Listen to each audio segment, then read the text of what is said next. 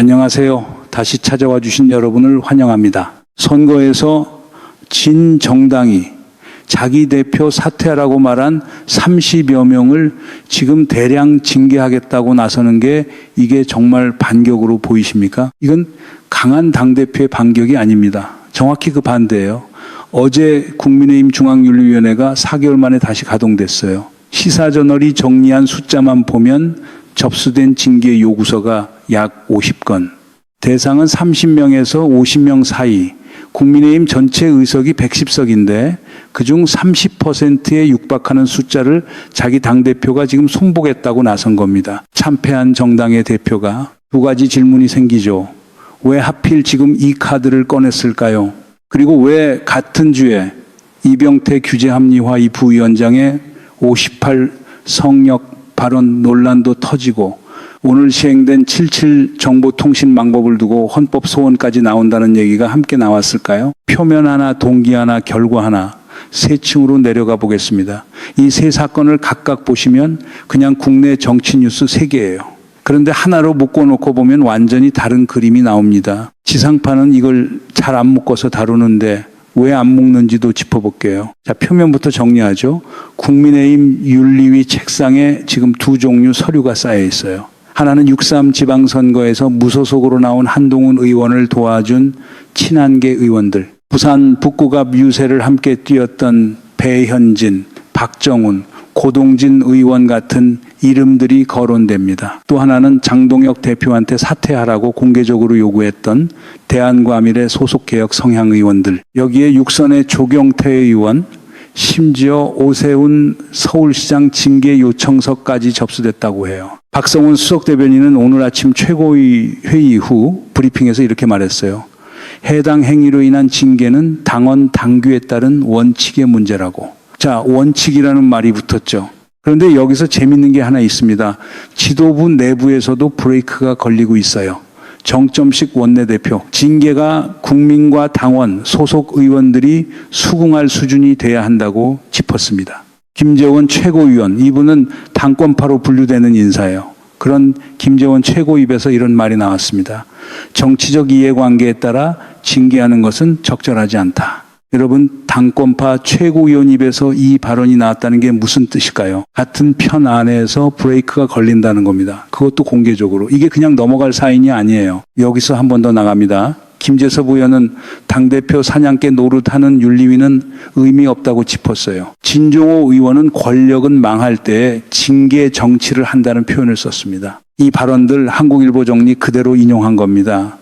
국민의힘 소속 의원 본인들이 자기 당대표를 두고 하는 말이에요. 이 진종호 의원의 한마디 여기서 한번 짚어두고 갈게요. 뒤에서 다시 소환할 거예요.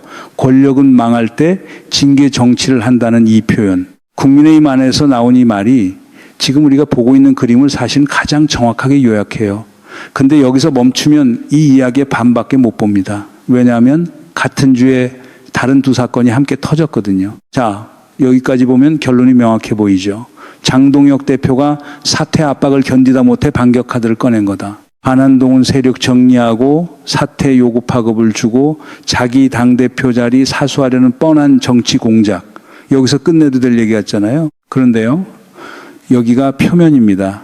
이 이야기의 진짜 무게는 다른 곳에 있어요. 어제 그러니까 7월 6일이었죠. 같은 날에 이병태 규제합리화위원회 부위원장이 사퇴했습니다. 18이 성역이 됐다는 SNS 발언 논란 끝에요. 그리고 오늘 7월 7일부터 이른바 사이버레카 근절법이라 불리는 정보통신망법 개정안이 시행됐죠. 국민의힘은 이 법을 두고 어제 최고위원회에서 검은 마스크를 착용한 채 회의를 진행했어요. 지금 헌법소원 준비 중이라고 합니다. 주진우 의원이 이르면 다음 주 집단소송 형태로 청구하겠다고 예고했어요. 세 사건이에요. 세 사건이 왜 하필 2주에 몰렸을까요? 이게 정말 우연일까요? 이 정도면 12.12 데자뷰 같은 그림이거든요. 규모는 그때와 다르지만 몰리고 있는 세력이 마지막 방어선 그리는 방식은 놀랄 만큼 비슷해요. 한번 보세요. 지상파 뉴스는 이 세 사건을 각각 별개 사건으로 다뤄요. 국민의힘 내부는 정치 코너, 이병태 사태는 청와대 인사 코너, 77법은 법안 시행 코너 세로로 나눠서 각각 보도합니다. 그런데 이 세 사건을 하나의 구조로 묶어서 보는 분석, 조중동 계열 매체에서 보신 적 있으세요? 잘 안 나오죠? 왜 안 나올까요? 하나로 묶으면 너무 명확해지니까요. 여기서 하나 짚어둘 게 있어요. 정청래 전 대표가 이재명 정부 장관직 제안을 거절했다는 전언이 나왔죠.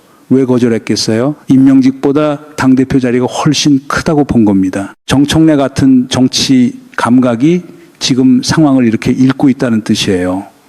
붕괴 중인 건 국민의힘이지 이재명 정부가 아니라는 것. 같은 시점에 같은 주에 세 곳에서 동시에 문제가 터진 거예요. 이 정도면 우연이라고 넘기기 어려운 패턴입니다. 세 사건을 나란히 놓고 보시죠. 첫 번째, 국민의힘 대량 징계. 지도부 핵심 인사는 이렇게 말했어요.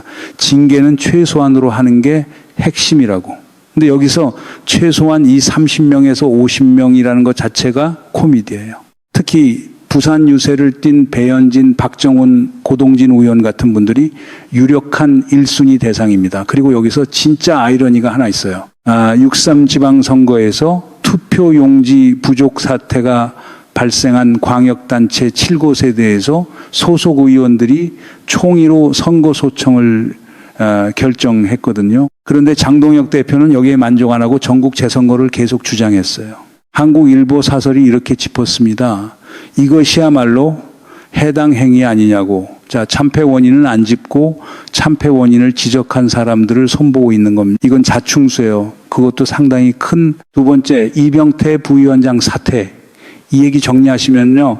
배재고등학교 야구부가 광주제일고와의 경기에서 스타벅스 가야지 이런 응원 구호를 외쳐서 대한야구 소프트볼협회로부터 전국대회 출전 정지 6개월 징계를 받았어요. 그러니까 이병태 부위원장이 SNS에 올린 글이 이거예요. 이 땅에 58이 성역이 됐다.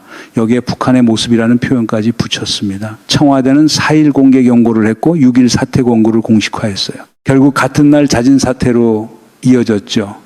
홍익표 청와대 정무수석은 이렇게 정리했어요. 대통령 자문기구 부위원장을 맡은 총리급의 고위직인 점을 고려하면 공인의 표현의 자유는 개인의 표현의 자유와는 다를 수 있다. 그런데 여기서 사람들이 놓치는 팩트가 하나 있어요. 이 병태 부위원장은 58 발언만 한 게 아닙니다. 이재명 대통령이 의지를 갖고 추진하는 AI 메가 프로젝트를 두고 이벤트라는 표현을 썼어요. 잘못되면 정권 말기에 큰 위기가 올 수 있다는 뉘앙스의 발언까지 병행했습니다. 청와대가 이례적으로 공개 사퇴 권고까지 꺼낸 진짜 트리거는 이 조합이에요. 58의 정부 역점 사업 폄훼까지 더해지니까 결단이 나온 겁니다. 세 번째, 77법. 이 법의 정식 명칭은 정보통신망법 개정안이지만 별칭이 사이버레카 근절법이에요. 파이낸셜 뉴스가 정리한 표현입니다. 시행령에 따르면 징벌적 손해배상 청구 대상은 최근 3개월 3회 이상 게시했고 구독자 10만 명 이상이거나 월 조회수 10만 회 넘는 대형 계정으로 한정돼요. 즉, 이 법의 실질적 규제 대상은 일반 시민이 아닙니다. 사이버레카, 그중에서도 부정선거 음모론을 광고 수익으로 확산해온 대형 채널들이에요. 물론 참여연대 같은 시민단체도 표현 위축 우려를 지적한 건 사실입니다. 이 부분은 시행 과정에서 계속 짚어봐야 할 지점이 맞아요. 자, 이제 이 세 사건의 공통 항목이 뭘까요? 양치기 소년이 몇 번 외쳐도 마을 사람들이 더는 안 나오는 그 지점이 있잖아요. 근데 양치기 소년은 그걸 인정하기 싫으니까 이번엔 마을 사람들 중에 나를 안 믿는 사람들을 색출하겠다고 나서는 거예요. 지금이 딱 그 그림입니다. 같은 입으로 정반대를 말하고 있는 거예요. 6.3 참패 원인은 안 짚고 참패 원인을 짚은 사람들을 지금 손보고 있어요. 이건 정상적인 정당 운영의 문법이 아닙니다. 문제는 여기서부터입니다. 지금까지 우리가 본 건 결과예요. 그럼 왜 이렇게 됐을까요? 첫 번째 메커니즘 이슈 전환입니다. 원래 국민의힘 안에서 굴러가던 국면은 장동혁 사퇴론이었어요. 지방선거 참패 이후 2달 넘게 지속되어 온 압박. 근데 이걸 징계 국면으로 바꾸면 논쟁의 축이 이동합니다. 사퇴하라 안 한다.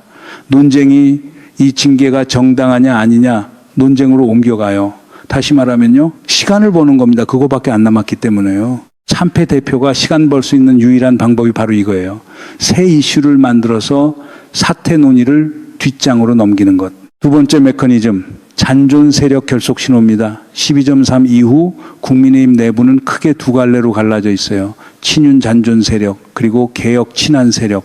대량 징계 카드는 잔존 세력한테는 우리는 아직 힘이 있다는 시그널이에요. 그런데 문제는요, 이 시그널을 받는 지지층 자체가 6.3에서 이미 무너졌다는 거예요. 안에서만 결속하는 신호가 됩니다. 밖에서 볼 때는 그저 이상해 보이는 거죠. 세 번째 메커니즘, 58 담론의 정치적 기능이에요. 이병태 부위원장 발언은 개인 실수처럼 보이지만 58 성역화라는 프레임 자체는 극우 유튜브 생태계에서 수년간 반복되어 온 담론 패턴이거든요. 이 담론의 기능이 뭐냐면 12.3 사태에 대한 역사적 도덕적 무게를 상대화하는 거예요. 58도 성역이면 12.3도 성역화하지 마라. 이런 식의 논리 구조를 만드는 거죠. 그러니까 이병태 개인 발언이 아니라 잔존 세력 방어 논리의 구성 요소로 기능하는 겁니다. 네 번째, 메커니즘, 77법 반발의 국제화 시도입니다. 이 법의 실질 규제 대상이 사이버레카라고 방금 말씀드렸잖아요. 그리고 그 사이버레카 중 상당수가 부정선거 음모론을 확산해온 채널들이에요. 국민의힘이 이 법을 두고 헌법소원 카드에다가 작년 말 미국 국무부 우려 표명까지 함께 활용하려는 이유가 뭘까요? 국내 이슈를 국제 이슈로 확장하는 겁니다. 표현의 자유라는 보편 프레임으로 12.3 관련 담론 공간을 방어하는 구조예요. 이거 지금 다들 놓치고 있는 부분이거든요.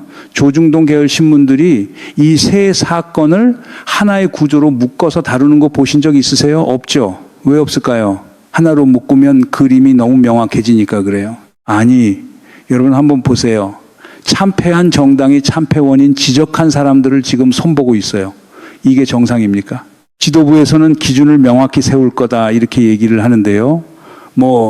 치킨 먹은 사람은 징계, 감자튀김만 먹은 사람은 면제, 닭다리 먹은 사람은 중징계, 날개 먹은 사람은 경고, 이런 기준이 나올까요? 이미 이렇게 조롱거리가 되고 있어요. 국민의힘 안에서 나오는 얘기가 그렇습니다. 그리고 어제 윤리위 첫 회의에 위원들 상당수가 참석을 안 했다는 정황도 눈여겨볼 대목이에요. 나중에 자기가 결정했던 일이 정치적 부담이 될까 봐 아예 자리를 피한 겁니다. 이게 무슨 뜻이에요? 윤리위 내부에서도 이 징계 카드에 힘이 실리지 않고 있다는 거예요. 자, 이 그림을 옆에 있는 다른 정당과 비교해 보시죠. 민주당 안에서도 지금 격렬한 논쟁이 벌어지고 있어요. 김민석 전 총리, 정청래 전 대표, 송영길 의원, 8월 전당대회를 앞두고 3파전 양상입니다. 김민석 전 총리는 어제 광주 전일빌딩에서 출마 선언을 하면서 정청래 전 대표를 정조준했어요. 지난 1년 자기 정치의 폐해가 당과 당정 협력을 혼선에 빠뜨렸다고. 정청래 전 대표는 오늘 SNS로 대받았습니다. 국정에만 전념해야 할 현직 국무총리가 당대표 로망 발언으로 평지 풍파를 일으킨 게 대표적 자기 정치 사례라고. 오마이뉴스와 STI 여론조사를 보시면 호남 지지층에서 김민석 44.2%, 정청래 20.4% 격차가 나긴 하는데 판이 굳은 건 아니에요. 여기서 한번 보세요.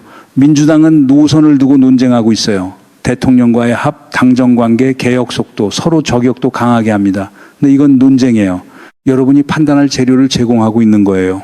그런데 국민의힘은요, 논쟁하지 않아요. 다른 목소리를 잠재우는 방식으로 대응합니다. 노선 논쟁이 아니라 절차적 응징이에요. 구체적으로 보시죠. 민주당 강득구 최고위원. 이분은 친청계도 아니고 친명 비당권파예요. 어제 SBS 방송에 나와서 정 전 대표의 지방선거 결과 자평을 두고 이렇게 말했어요. 압승, 승리라는 표현은 적절하지 않다고, 자기 성찰의 시간이 필요하지 않냐고, 우회적으로 정 전 대표 불출마를 요구한 겁니다. 자기 당 대표 후보한테 공개방송에서 그렇게 말했어요. 그런데 민주당이 강득구 최고를 징계하나요? 안 합니다. 이게 정상 정당의 문법이에요. 내부에서 다른 목소리 나오면 논쟁으로 받고 논쟁 결과는 전당대표로 나타나는 거죠. 국민의힘이 지금 하고 있는 건 그 정반대 방향입니다. 방송에 나가서 자기 대표한테 사퇴하라고 하면 그날부터 윤리위 책상에 서류가 올라가는 구조예요. 이 두 정당을 지금 조중동 계열 매체는 어떻게 다루고 있을까요? 국민의힘 내부는 내부 갈등 프레임, 민주당 당권 경쟁은 친명 대 친청 분열 프레임. 같은 매체가 같은 지면에서 정반대 톤으로 다뤄요. 그리고 이 매체들이 12.3 사태 책임규명 때 보여준 톤과 지금 이 톤을 나란히 놓고 비교해 보시면 같은 매체 맞나 싶을 정도로 온도가 다릅니다. 이거 웃을 일이 아닙니다. 한 정당은 노선 논쟁을 하고 한 정당은 그 노선을 말한 사람들을 징계하고 있어요. 이 대비가 국민 눈에 어떻게 보이겠어요? 앞으로 나올 총선의 밑그림이 지금부터 그려지고 있는 겁니다. 자, 이제 하나 남은 질문이 있어요. 왜 국민의힘 지도부는 이 카드가 자기 무덤 판다는 걸 알면서도 밀어붙일까요? 할 수 있는 게 그거밖에 없기 때문이에요. 양치기 소년 얘기 핵심은 늑대가 진짜 왔는지 아닌지가 아니에요. 외친 사람이 누구냐의 문제거든요. 같은 사람이 같은 자리에서 같은 말을 반복했을 때 마을 사람들은 더 이상 안 나옵니다. 지금 우리가 보고 있는 게 정확히 그 장면이에요. 오프닝에서 물었던 그 질문 기억하세요? 선거에서 진 정당이 30여 명을 대량 징계하는 게 반격으로 보이냐고.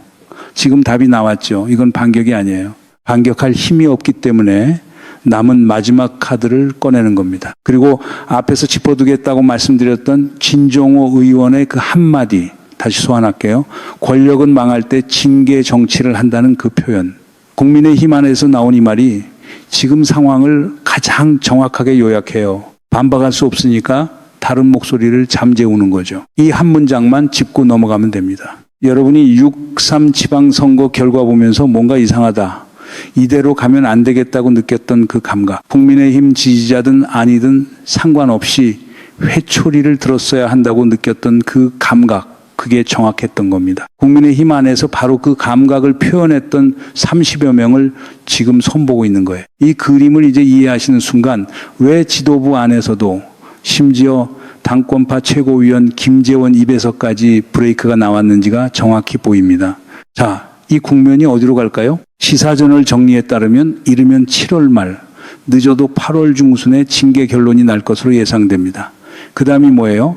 대상자들의 가처분 소송이 이어질 거예요. 올해 초 배현진 의원, 김종혁 전 최고위원이 이미 성공적으로 걸었던 그 카드, 그 다음엔 헌법소원 국면까지 갈 수 있습니다. 후폭풍이 짧게 안 끝나요? 시야를 좀 더 넓혀보시죠. 올해 정기국회 앞두고 국민의힘이 이 상태로 진입한다면 국정감사 시즌에 야당 리더십 붕괴 국면이 계속됩니다. 그건 정부한테도 마냥 좋은 일이 아니에요. 견제 야당이 없는 국회는 국정감시 기능 자체가 약해지거든요. 이건 이재명 정부한테도 부담입니다. 그리고 진짜 위험은 그 다음이에요. 국민의힘이 붕괴하면 그 파편이 어디로 갈까요? 부정선거 음모론 유튜브 생태계, 극우 결집 커뮤니티, 12.3 지지 세력의 담론 공간, 그쪽으로 흡수되기 시작하면 위험이 다른 형태로 살아나요. 정당이라는 제도적 틀 안에 있을 땐 그래도 최소한 다음 선거 눈치는 봅니다.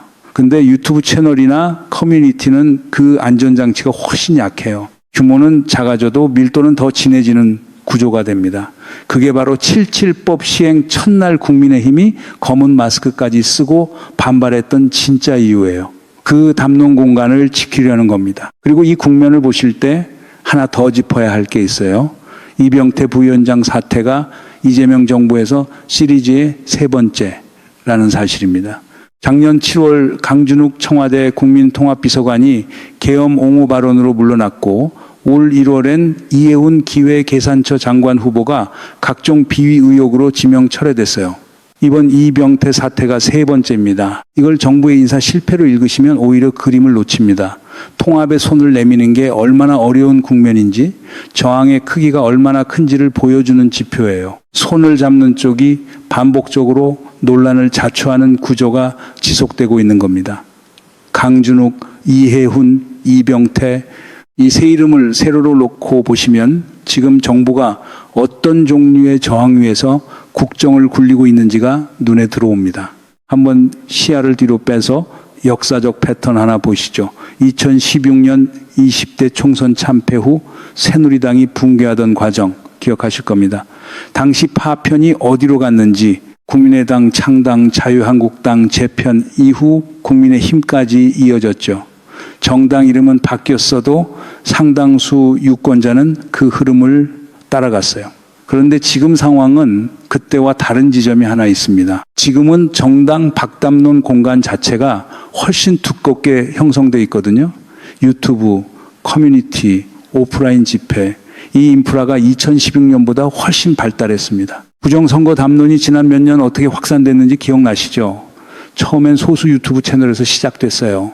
그런데 국민의힘 일부 인사들이 그 담론에 발을 담그기 시작하면서 그 사이 담론이 제도권 정치 언어와 유튜브 언어의 경계선을 이미 무너뜨려 놓았습니다. 이번 7.7법이 겨냥하는 게 정확히 그 접점이에요. 두세 개의 접점, 이 국면의 진짜 승부처가 여기입니다. 지금 우리가 보고 있는 건 어쩌면 국민의힘의 끝이 아닙니다. 그 이후 파편화된 잔존 세력이 다음에 어떤 형태로 어디에서 다시 응집할 것인가. 이 질문이 진짜 위험한 지점이에요. 이거 안 끝났어요. 8월 중순 징계 결론이 나오는 시점, 그 후폭풍이 어디까지 번지는지, 그리고 그 파편이 어디로 흡수되는지 오히려 지금부터가 시작이라는 감이 옵니다. 이 흐름이 어디로 가는지 같이 추적하고 싶으시면은 구독 눌러주세요. 다음 국면 놓치지 않으시려면 알림 설정도 함께 부탁드립니다. 이 분석이 도움이 되셨다면 좋아요 한번 부탁드릴게요. 다음 영상에서 뵙겠습니다.